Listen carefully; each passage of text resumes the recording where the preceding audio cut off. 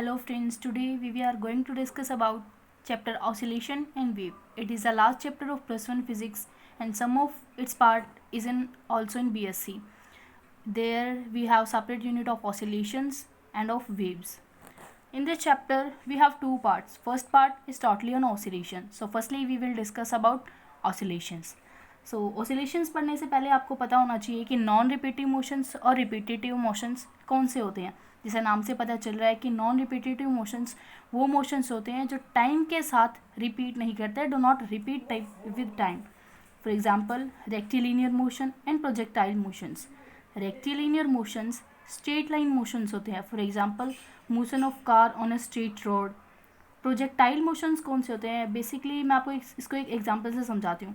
मान लो आप किसी कार या किसी बस से ट्रैवल कर रहे हो, आपने कोई रैपर या कोई पत्थर बाहर फेंका, तो वो पत्थर जो मोशन ट्रैवल करेगा ना, वो प्रोजेक्टाइल मोशन होता है. आप इसे इमेजिन कर सकते हैं.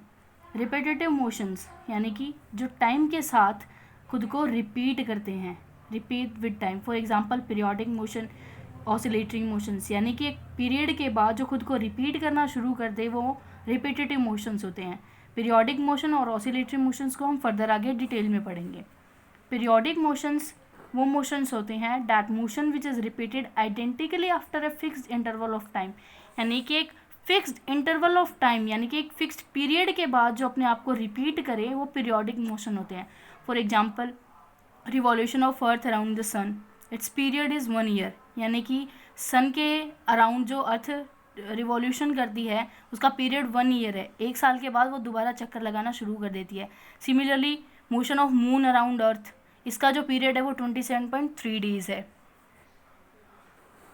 इसके बाद आता है ऑसिलेटरी मोशंस. ये ऑसिलेटरी मोशंस पीरियोडिक मोशन का ही एक टाइप है. That motion in which a body moves to and fro और back and forth repeatedly about a fix point. यानी कि वो मोशंस जो टू एंड फ्रो या फिर back and forth repeatedly move करे एक फिक्स पॉइंट के अराउंड, और जो फिक्स पॉइंट है वो इसकी मीन पोजीशंस होती हैं in a definite interval of time. इसको एक एग्जांपल से समझते हैं. Motion of bob of simple pendulum. ये एक हमारे पास सिंपल पेंडुलम है. ये जो है इसका बॉब है और मान लो इसकी लेंथ जो है वो एल है.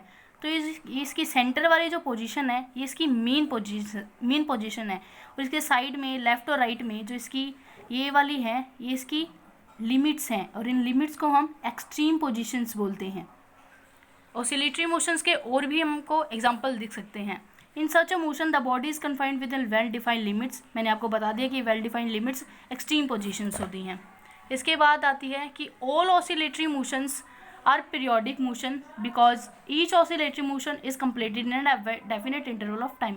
यानी कि सारे के सारे जितने भी ऑसिलेटरी मोशंस होते हैं वो पीरियोडिक मोशंस होते हैं, लेकिन बट ऑल पीरियोडिक मोशंस में नॉट बी ऑसिलेटरी. यानी कि ज़रूरी नहीं है कि सारे जो पीरियोडिक मोशंस हैं वो ऑसिलेटरी हो. मान लो कि revolution of earth around sun है, वो एक पीरियोडिक मोशन तो है बट नॉट एन ऑसिलेटरी. यानी कि वो टू एंड फ्रो या फिर बैक एंड फोर्थ मोशन नहीं है, सिर्फ पीरियोडिक मोशन है, ऑसिलेटरी नहीं है. अब आपने नाम सुना होगा कि ऑसिलेशंस और वाइब्रेशंस. कई लोगों को इनके बीच में डिफरेंस नहीं पता होता कि क्या डिफरेंस होता है. बेसिकली इनके बीच में डिफरेंस सिर्फ फ्रीक्वेंसी का होता है. यानी कि ऑसिलेशंस में स्मॉल फ्रीक्वेंसी होती है और वाइब्रेशंस में हाई फ्रीक्वेंसी होती है.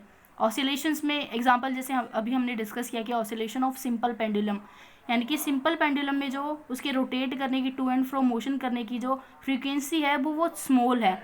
इधर अगर वाइब्रेशन की बात करें तो उसमें फ्रीक्वेंसी जो है वो हाई होती है. Vibration of a string of musical instrument, मान लो गिटार आप बजा रहे हो तो कितनी तेज़ी से वो वाइब्रेट करता है, तो उसको हम ऑसिलेट करना नहीं वाइब्रेट करना कहेंगे क्योंकि उसकी फ्रीक्वेंसी हाई होती है. अब बात आती है साइंस और कोसाइंस फंक्शंस की.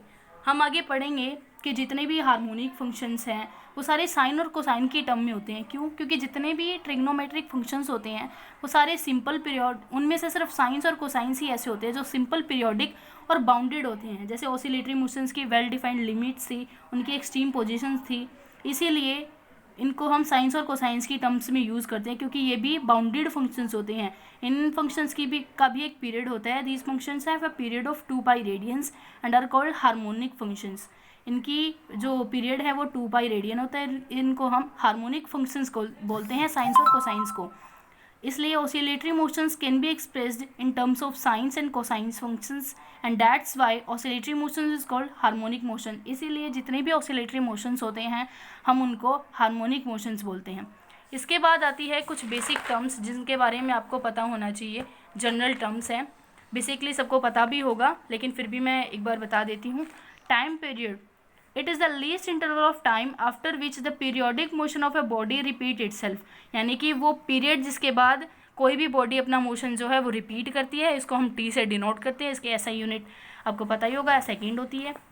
इसके बाद फ्रीक्वेंसी आती है, number of periodic motions executed by body पर सेकेंड, यानी कि कोई बॉडी एक सेकेंड में कितने नंबर ऑफ पीरियड जो है वो करती है कोई भी बॉडी, वो उसकी फ्रीक्वेंसी होती है। जैसे हमने बताया कि ऑसिलेशंस की जो फ्रीक्वेंसी है वो स्मॉल होती है और वाइब्रेशंस की जो फ्रीक्वेंसी है वो हाई होती है, यानी कि एक सेकेंड में वो कितने नंबर ऑफ पीरियड एग्जीक्यूट करती है वो उसकी फ्रीक्वेंसी होती है। और मैथमेटिकली न्यू, इसको हम न्यू से डिनोट करते हैं और न्यू इक्वल्स टू 1/t होता है। इसकी ऐसा यूनिट जो है वो हर्ट्ज होती है। इसके बाद आती है angular frequency, it is equal to the product of frequency of body with factor 2π।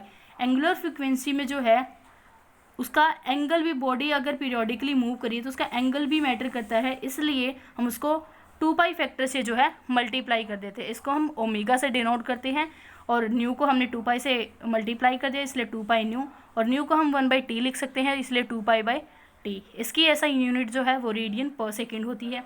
इसके बाद आती है displacement, it represent changes in the physical quantities with time such as position, angle, pressure etcetera.